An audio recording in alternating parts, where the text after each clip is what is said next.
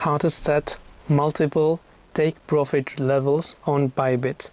In order to set multiple take profit levels on Bybit, first of all, if you use the Bybit crypto wallet application for trading, Bybit offers several ways to set multiple profit levels. The first is to take profit stop or loss, which is TP or SL. Preset multiple TP levels when placing an order. The second is conditional orders. Create orders that trigger when certain conditions are met, allowing for scaling out of positions.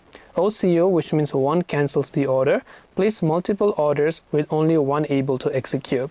Now what you can actually also do is you should be able to see some of the stuffs right over here, right? You can actually go to other options like assets, spot trading, derivatives, and so on in order to set multiple take profit levels. So hope this video helped you. If you have got any questions, feel free to leave them down below. Thank you for watching till the very end of this tutorial, and as always, see you soon in our next video.